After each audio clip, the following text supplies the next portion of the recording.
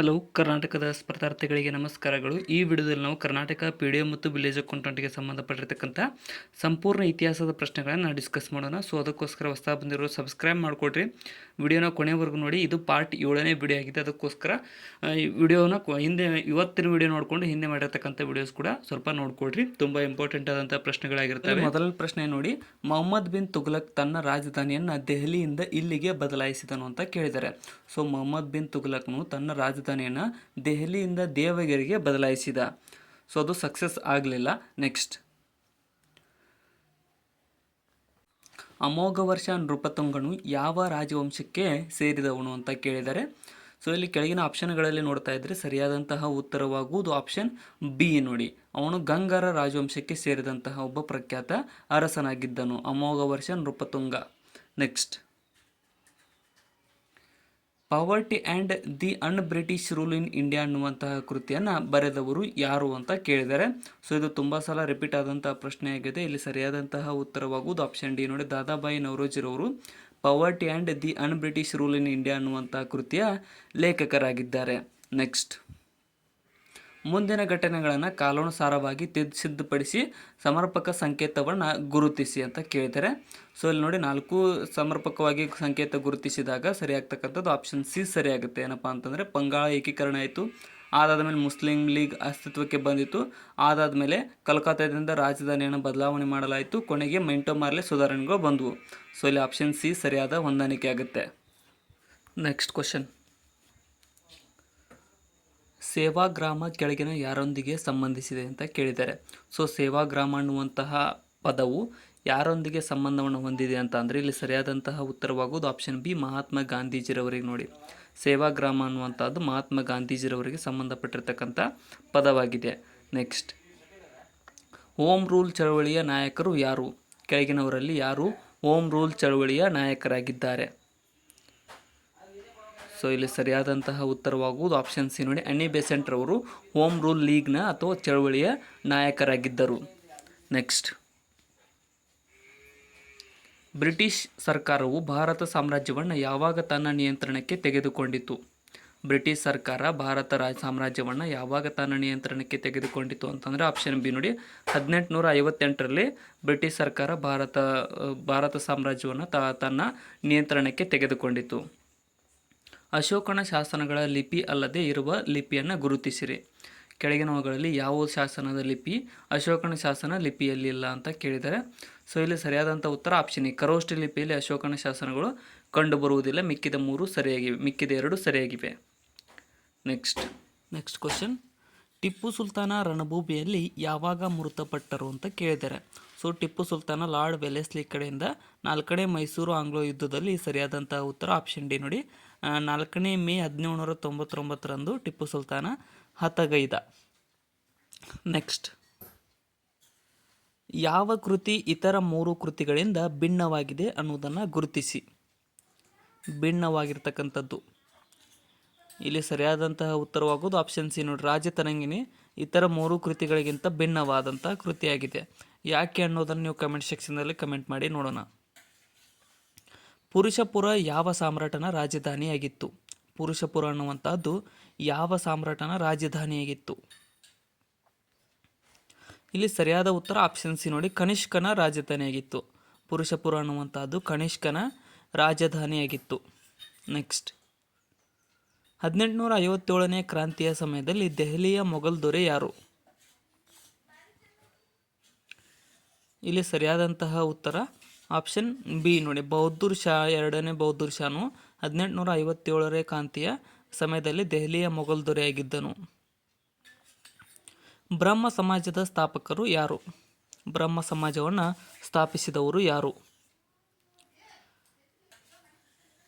ಇಲ್ಲಿ ಸರಿಯಾದಂಥ ಉತ್ತರವಾಗುವುದು option A ನೋಡಿ. ರಾಜಾರಾಮ್ ಮೋಹನ್ ರಾಯ್ ರವರು ಬ್ರಹ್ಮ ಸಮಾಜದ ಸ್ಥಾಪಕರಾಗಿದ್ದಾರೆ. ರಾಜಾರಾಮ್ ಮೋಹನ್ ರಾಯ್. ದೇಶಬಂಧು ಎಂಬುದಾಗಿ ಯಾರನ್ನು ಕರೆಯುತ್ತಾರೆ? ದೇಶಬಂಧು ಅಂತ ಯಾರನ್ನು ಕರೆಯಲಾಗುತ್ತದೆ ಕೆಳಗಿನವರಲ್ಲಿ? ಇಲ್ಲಿ ಸರಿಯಾದಂತಹ ಉತ್ತರವಾಗುವುದು ಆಪ್ಷನ್ ಸಿ ನೋಡಿ. CR ದಾಸ್ ರವರನ್ನು ದೇಶಬಂಧು ಎಂಬುದಾಗಿ ಕರೆಯಲಾಗುತ್ತದೆ. CR ದಾಸ್. ಮೇಘ ಸಂದೇಶವನ್ನು ಬರೆದವರು ಯಾರು? ಮೇಘ ಸಂದೇಶವನ್ನು ಬರೆದವರು ಯಾರು? ಇಲ್ಲಿ ಸರಿಯಾದಂತಹ ಉತ್ತರವಾಗುವುದು ಆಪ್ಷನ್ ಎ ನೋಡಿ, ಕಾಳಿದಾಸನು ಈ ಒಂದು ಮೇಘ ಸಂದೇಶವನ್ನು ಬರೆದವರಾಗಿದ್ದಾರೆ, ಕಾಳಿದಾಸ. ನೆಕ್ಸ್ಟ್, ಭಾರತಕ್ಕೆ ಆರ್ಯರು ಎಲ್ಲಿಂದ ಬಂದರು? ಯಾವ ದೇಶದಿಂದ ಭಾರತಕ್ಕೆ ಆರ್ಯರು ಬಂದರು? ಇಲ್ಲಿ ಸರಿಯಾದ ಉತ್ತರ ಆಪ್ಷನ್ ಡಿ ನೋಡಿ, ಮಧ್ಯ ಏಷ್ಯಾದಿಂದ ಭಾರತಕ್ಕೆ ಆರ್ಯರು ವಲಸೆ ಬಂದರು. ಮಧ್ಯ ಏಷ್ಯಾದಿಂದ ಬಂದವರು ಆರ್ಯರು. ಇನ್ನು ಪಾಯಿಯನ್ನು ಭಾರತಕ್ಕೆ ಯಾರ ಕಾಲದಲ್ಲಿ ಭೇಟಿ ಕೊಟ್ಟಿದ್ದನು? ಪಾಯಿಯಾನ್ ಇದಾನಲ್ಲ, ಅವ ಭಾರತಕ್ಕೆ ಯಾರ ಕಾಲದಲ್ಲಿ ಭೇಟಿ ನೀಡಿದ್ದ ಅಂತ ಅಂದರೆ ಇಲ್ಲಿ ಸರಿಯಾದಂಥ ಉತ್ತರ ಆಪ್ಷನ್ ಬಿ ನೋಡಿ, ಗುಪ್ತರ ಕಾಲದಲ್ಲಿ ಭೇಟಿ ನೀಡಿದ್ದ ಪಾಯಿಯಾನ. ನೆಕ್ಸ್ಟ್, ಎಲ್ಲೋರ ಮತ್ತು ಅಜಂತಾ ಗುಹಾಂತರ ದೇವಾಲಯಗಳು ಯಾವ ರಾಜ್ಯದಲ್ಲಿವೆ?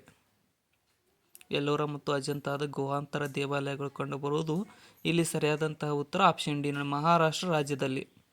ಆಪ್ಷನ್ ಡಿ ಇಲ್ಲಿ ಸರಿಯಾದಂತಹ ಉತ್ತರ ಆಗುತ್ತೆ. ನೆಕ್ಸ್ಟ್, ಭಾರತ ದೇಶಕ್ಕೆ ಮೊದಲ ಹೊಸ ಸಮುದ್ರ ಮಾರ್ಗವನ್ನು ಕಂಡುಹಿಡಿದವರು ಯಾರು? ಸರಿಯಾದಂತಹ ಉತ್ತರ ಇಲ್ಲಿ ಆಪ್ಷನ್ ಸಿ ನೋಡಿ, ಪೋರ್ಚುಗೀಸರು ಭಾರತಕ್ಕೆ ಮೊದಲ ಹೊಸ ಸಮುದ್ರ ಮಾರ್ಗವನ್ನು ಕಂಡುಹಿಡಿದವರಾಗಿದ್ದಾರೆ, ಪೋರ್ಚುಗೀಸರು. ಸಿಖ್ ಮತವನ್ನು ಸ್ಥಾಪಿಸಿದವರು ಯಾರು? ಸಿಖ್ ಮತವನ್ನು ಸ್ಥಾಪಿಸಿದವರು ಯಾರು? ಇಲ್ಲಿ ಸರಿಯಾದಂತಹ ಉತ್ತರ ಆಪ್ಷನ್ ಎ ನೋಡಿ, ಗುರುನಾನಕ್ ರವರು ಸಿಖ್ ಮತದ ಸ್ಥಾಪಕರಾಗಿದ್ದಾರೆ, ಗುರುನಾನಕ್. ನೆಕ್ಸ್ಟ್, ಗೀತಾಂಜಲಿ ಎಂಬ ಕೃತಿಯನ್ನು ರಚಿಸಿದವರು ಯಾರು? ಗೀತಾಂಜಲಿ ಅನ್ನುವಂಥ ಕೃತಿಯನ್ನು ರಚಿಸಿದವರು ಯಾರು? ಇಲ್ಲಿ ಸರಿಯಾದ ಉತ್ತರ ಆಪ್ಷನ್ ಡಿ ನೋಡಿ, ರವೀಂದ್ರನಾಥ್ ಟ್ಯಾಗೋರ್ ರವರು ಗೀತಾಂಜಲಿ ಎಂಬ ಕೃತಿಯನ್ನು ರಚಿಸಿದವರಾಗಿದ್ದಾರೆ. ನೆಕ್ಸ್ಟ್, ಭಾರತಕ್ಕೆ ಸ್ವತಂತ್ರ ಬಂದಾಗ ಇದ್ದಂತಹ ಇಂಗ್ಲೆಂಡಿನ ಪ್ರಧಾನಮಂತ್ರಿ ಯಾರು?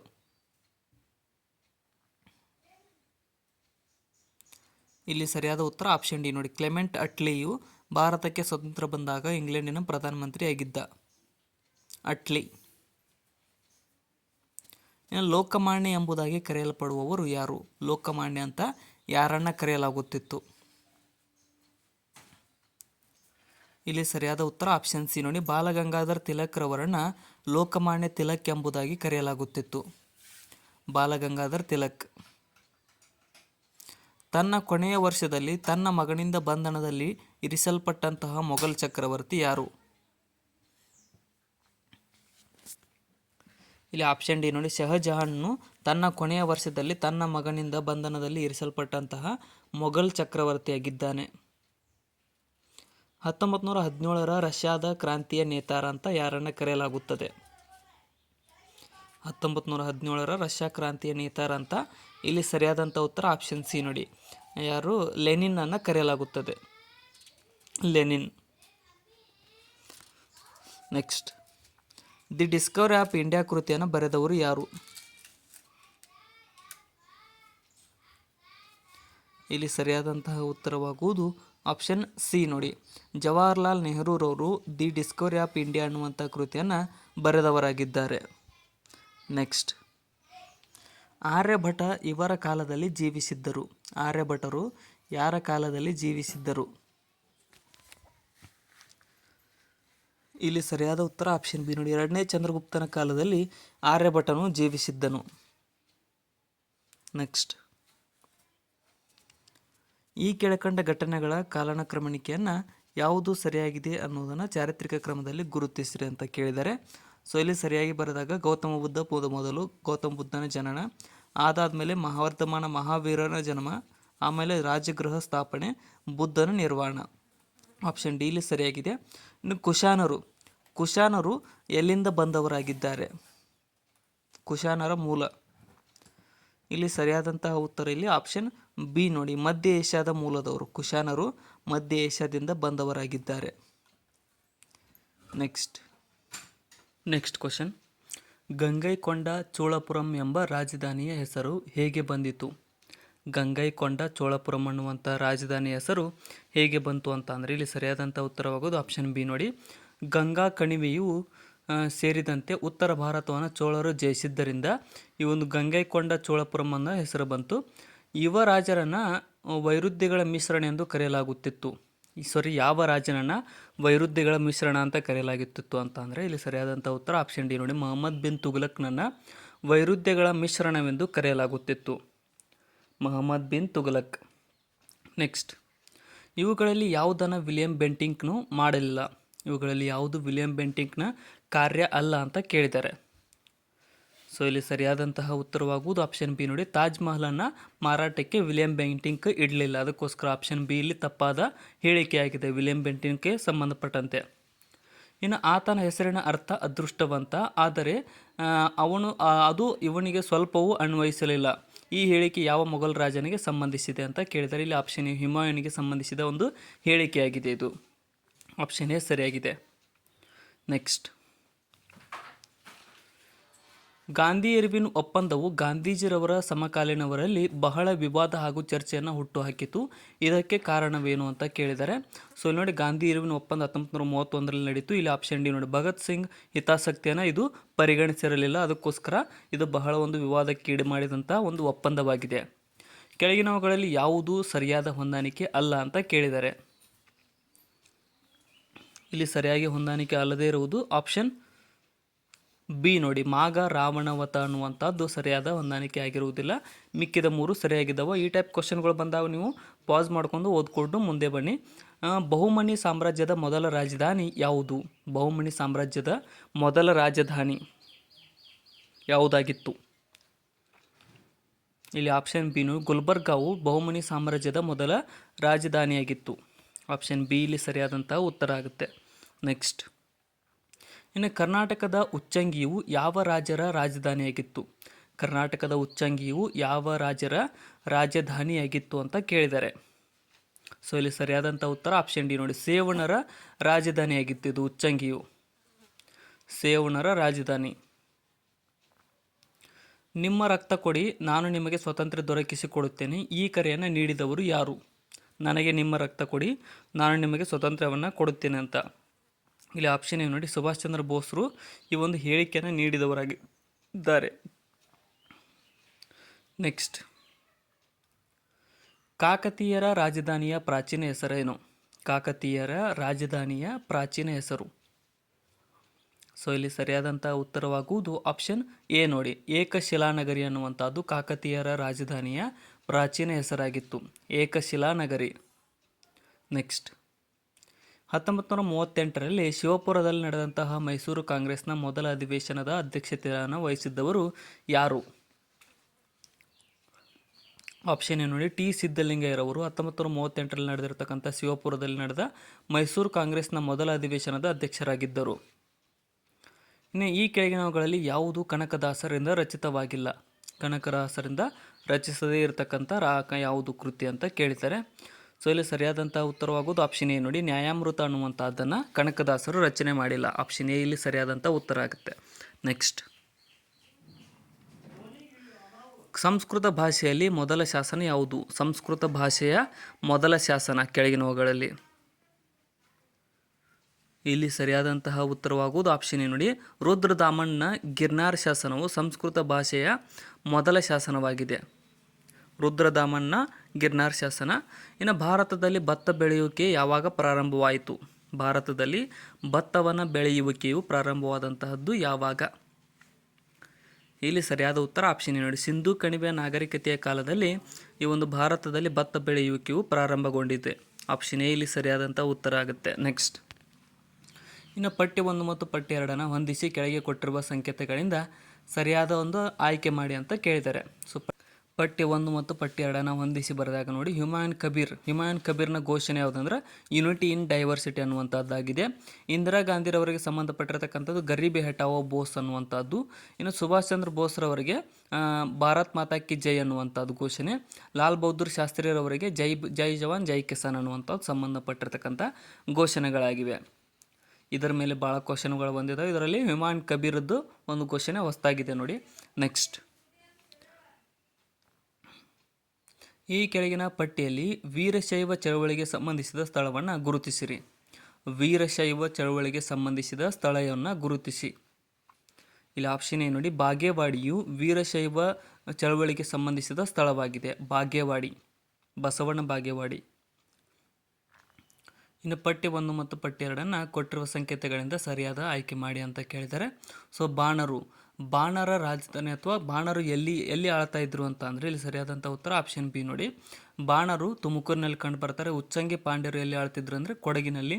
ಇನ್ನು ಕೊಂಗ್ವಾಳ್ ಬರುವ ಎಲ್ಲಿ ಆಳ್ತಿದ್ರು ಅಂದರೆ ಹಾಸನದಲ್ಲಿ. ಗಂಗರು ಆಳ್ತಕ್ಕಂಥದ್ದು ಕೋಲಾರದಲ್ಲಿ. ಆಪ್ಷನ್ ಬಿ ಇಲ್ಲಿ ಸರಿಯಾದಂಥ ಉತ್ತರ ಆಗುತ್ತೆ. ಸೊ ಬ್ಯಾಕ್ಗ್ರೌಂಡ್ ಸ್ವಲ್ಪ ನಾಯ್ಸ್ ಇದ್ದು ಅಡ್ಜಸ್ಟ್ ಮಾಡಿಕೊಡ್ರಿ. ನೆಕ್ಸ್ಟ್ ಇನ್ನೊಂದಿಷ್ಟು ದಿನಗಳಲ್ಲಿ ಆ ನಾಯ್ಸನ್ನು ನಾನು ಕ್ಯಾನ್ಸಲ್ ಮಾಡ್ತೀನಿ. ನೆಕ್ಸ್ಟ್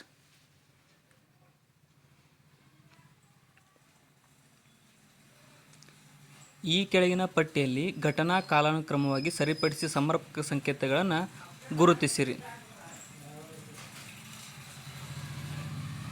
ಇಲ್ಲಿ ಸರಿಯಾದಂಥ ಉತ್ತರ ಆಪ್ಷನ್ ಬಿ ನೋಡಿ. ಏನಪ್ಪ ಅಂತಂದರೆ ಲಕ್ನೋ ಒಪ್ಪಂದ ನಡೀತು, ಅದಾದಮೇಲೆ ರೌಲತ್ ಆ್ಯಕ್ಟ್ ಬಂತು, ಅದಾದಮೇಲೆ ಖಿಲಾಫತ್ ಚಳವಳಿ ಬಂತು, ಅದಾದಮೇಲೆ ಕೊನೆಗೆ 2ನೇ ದುಂಡು ಮೇಜು ಸಮ್ಮೇಳನ ನಡೀತು. ಆಪ್ಷನ್ ಬಿ ಇಲ್ಲಿ ಸರಿಯಾದಂತಹ ಕಾಲಾನುಕ್ರಮಣಿಕೆಯಾಗಿದೆ. ನೆಕ್ಸ್ಟ್, ಪಂಡಿತ್ ನೆಹರು ಹುಟ್ಟಿದಂತಹ ಸ್ಥಳ ಯಾವುದು ಗುರುತಿಸಿರಿ. ಪಂಡಿತ್ ಜವಾಹರ್ಲಾಲ್ ನೆಹರೂರವರು ಹುಟ್ಟಿದ ಸ್ಥಳ. ಇಲ್ಲಿ ಸರಿಯಾದಂಥ ಉತ್ತರ ಆಪ್ಷನ್ ಸಿ ನೋಡಿ. ಅಲಹಾಬಾದ್ನಲ್ಲಿ ಪಂಡಿತ್ ಜವಾಹರ್ಲಾಲ್ ನೆಹರೂರವರು ಹುಟ್ಟಿದ ಸ್ಥಳವಾಗಿದೆ, ಅಲಹಾಬಾದ್. ನೆಕ್ಸ್ಟ್, ಸರ್ ಅಹ್ಮದ್ ಇಕ್ಬಾಲ್ ಅವರು ಯಾರು ಅಂತ ಕೇಳಿದ್ದಾರೆ. ಸೊ ಅವರು ಯಾವ ಒಂದು ವೃತ್ತಿಯಲ್ಲಿ ಹೊಂದಿದ್ದರು. ಅಹ್ಮದ್ ಇಕ್ಬಾಲ್ ಅವರು ಸ್ವತಂತ್ರ ಹೋರಾಟಗಾರರಾಗಿದ್ದರು, ಜಡ್ಜ್ ಆಗಿದ್ದರು ಮತ್ತು ಕವಿ ಕೂಡ ಆಗಿದ್ದರು. ಸೊ ಇಲ್ಲಿ 3 ಹೇಳಿಕೆಗಳು ಅವರಿಗೆ ಸಂಬಂಧಪಟ್ಟಿರ್ತಕ್ಕಂಥ ಹೇಳಿಕೆಗಳಾಗಿದೆ. ಆಪ್ಷನ್ ಡಿ ಇಲ್ಲಿ ಸರಿಯಾದಂಥ ಉತ್ತರ ಆಗುತ್ತೆ. ನೆಕ್ಸ್ಟ್, ಮೈಸೂರು ಸಂಸ್ಥಾನದಲ್ಲಿ ಯಾವ ದಿವಾನರ ಕಾಲದಲ್ಲಿ ಪ್ರತಿನಿಧಿ ಸಭೆ ಸ್ಥಾಪನೆಗೊಂಡಿತು. ಪ್ರಜಾಪ್ರತಿನಿಧಿ ಸಭೆ ಸ್ಥಾಪನೆಗೊಂಡಿರ್ತಕ್ಕಂಥದ್ದು ಯಾವಾಗಪ್ಪ ಅಂತಂದರೆ ಆಪ್ಷನ್ ಸಿ ನೋಡಿ. ರಂಗಾಚಾರ್ಯರವರ ಒಂದು ದಿವಾನರ ಆಳ್ವಿಕೆಯಲ್ಲಿ ಈ ಒಂದು ಮೈಸೂರಿನ ಸಂಸ್ಥಾನದ ದಿವಾನ ಪ್ರತಿನಿಧಿ ಸಭೆಯು ಸ್ಥಾಪನೆಗೊಂಡಿತು. ಕೆಳಗಿನವರಲ್ಲಿ ವಿಜಯನಗರ ಸಾಮ್ರಾಜ್ಯದ ಅವಧಿಯಲ್ಲಿ ಇದ್ದವರನ್ನು ಗುರುತಿಸಿರಿ. ವಿಜಯನಗರ ಸಾಮ್ರಾಜ್ಯದ ಅವಧಿಯಲ್ಲಿ ಇದ್ದವರು. ಇಲ್ಲಿ ಆಪ್ಷನ್ ಎ ನೋಡಿ. ಕನಕದಾಸರು ವಿಜಯನಗರ ಸಾಮ್ರಾಜ್ಯದ ಅವಧಿಯಲ್ಲಿ ಇದ್ದವರಾಗಿದ್ದಾರೆ. ಆಪ್ಷನ್ ಎ ಇಲ್ಲಿ ಸರಿಯಾದಂತಹ ಆಯ್ಕೆ ಆಗುತ್ತೆ. ನೆಕ್ಸ್ಟ್, ಸರ್ ಎಂ ವಿಶ್ವೇಶ್ವರಯ್ಯನವರು ಮೈಸೂರಿನ ದಿವಾನರಾಗಿ ಯಾರ ಕಾಲದಲ್ಲಿ ಸೇವೆಯನ್ನು ಸಲ್ಲಿಸಿದರು. ಇಲ್ಲಿ ಆಪ್ಷನ್ ಸಿ ನೋಡಿ. ನಾಲ್ವಡಿ ಕೃಷ್ಣರಾಜ ಒಡೆಯರ್ರವರ ಕಾಲದಲ್ಲಿ ಸರ್ ಎಂ ವಿಶ್ವೇಶ್ವರಯ್ಯನವರು ಮೈಸೂರಿನ ದಿವಾನರಾಗಿ ಸೇವೆಯನ್ನು ಸಲ್ಲಿಸಿದರು. ದಕ್ಷಿಣ ಪತೇಶ್ವರ ಎಂಬ ಬಿರುದು ಯಾರದು. ದಕ್ಷಿಣ ಪತೇಶ್ವರ ಎಂಬ ಬಿರುದನ್ನು ಪಡೆದಿರ್ತಕ್ಕಂಥವರು ಯಾರು ಅಂತ ಕೇಳಿದ್ದಾರೆ. ಸೊ ಇಲ್ಲಿ ಸರಿಯಾದಂತಹ ಉತ್ತರವಾಗುವುದು ಆಪ್ಷನ್ ಎ ನೋಡಿ. ಇಮ್ಮಡಿ ಪುಲಿಕೇಶಿಗೆ ದಕ್ಷಿಣ ಪತೇಶ್ವರ ಎಂಬ ಬಿರುದು ಇತ್ತು. ಎ ಇಲ್ಲಿ ಸರಿಯಾದಂತಹ ಆಯ್ಕೆ ಆಗುತ್ತೆ. ನೆಕ್ಸ್ಟ್, ರಾಷ್ಟ್ರಕೂಟರ ರಾಜಧಾನಿಯ ಈಗಿನ ನೂತನ ಹೆಸರನ್ನು ಗುರುತಿಸಿರಿ. ರಾಷ್ಟ್ರಕೂಟರ ರಾಜಧಾನಿಯ ಈಗಿನ ನೂತನ ಹೆಸರು ಏನಪ್ಪ ಅಂತಂದರೆ ಆಪ್ಷನ್ ಡಿ ನೋಡಿ. ಮುಳಖೇಡ ಅಥವಾ ಮಳಖೇಡ ಅನ್ನುವಂಥದ್ದು ರಾಷ್ಟ್ರಕೂಟ ರಾಜಧಾನಿಯ ಈಗಿನ ನೂತನ ಹೆಸರಾಗಿದೆ, ಮುಳಖೇಡ. ನೆಕ್ಸ್ಟ್, ಸ್ವರಾಜ್ಯ ನನ್ನ ಜನ್ಮಸಿದ್ಧ ಹಕ್ಕು, ಇದನ್ನು ನಾನು ಪಡೆಯುತ್ತೇನೆ, ಇದನ್ನು ಹೇಳಿದವರು ಯಾರು ಗುರುತಿಸಿ.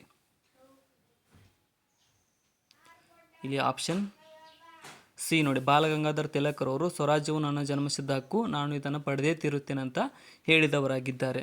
ನೆಕ್ಸ್ಟ್, ಇದು ಕೂಡ ರಿಪೀಟ್ ಆಗಿದೆ ಅನ್ಕೊತೀನಿ. ಋಗ್ವೇದದಲ್ಲಿ 4 ವರ್ಗಗಳನ್ನು ಗುರುತಿಸಿ. 4 ವರ್ಗಗಳನ್ನು ಕುರಿತು ಎಲ್ಲಿ ಹೇಳಲಾಗಿದೆ. ಋಗ್ವೇದದ 4 ವರ್ಗಗಳ ಕುರಿತು. ಆಪ್ಷನ್ ಎ ನೋಡಿ. ಕೊನೆಯ ಮಂಡಲದಲ್ಲಿ ತಿಳಿಸಲಾಗಿದೆ. ಇಲ್ಲಿ ಇದು ಆಪ್ಷನ್ ಎ ಸರಿಯಾಗಿದೆ. ಸೊ ಇಲ್ಲಿಗೆ ಇವತ್ತಿನ ನಮ್ಮ ಒಂದು ಹಿಸ್ಟ್ರಿ ಕ್ವಶನ್ಗಳು ಮುಕ್ತಾಯಗೊಂಡಿದ್ದಾವೆ. ಕೊನೆವರೆಗೂ ನೋಡಿದ್ದಕ್ಕೆ ಎಲ್ಲರಿಗೂ ಧನ್ಯವಾದಗಳು. ವಿಡಿಯೋನ ಆದಷ್ಟು ನಿಮ್ಮ ಫ್ರೆಂಡ್ಸ್ಗೆ ಶೇರ್ ಮಾಡಿ, ಸಬ್ಸ್ಕ್ರೈಬ್ ಮಾಡಿಕೊಡ್ರಿ. ಮತ್ತು ಡಿಸ್ಕ್ರಿಪ್ಷನ್ ಇರತಕ್ಕಂಥ ನಮ್ಮ channel Instagram, Telegram, Facebook, WhatsApp Threads ಲಿಂಕನ್ನು ಕೂಡ ಫಾಲೋ ಮಾಡಿಕೊಡ್ರಿ. ಮತ್ತು ಏನಾದರೂ ತಪ್ಪು ಅನಿಸಿದರೆ ಕಮೆಂಟ್ ಸೆಕ್ಷನ್ದಲ್ಲಿ ಕಮೆಂಟ್ ಕೂಡ ಮಾಡಿ. Thank you so much.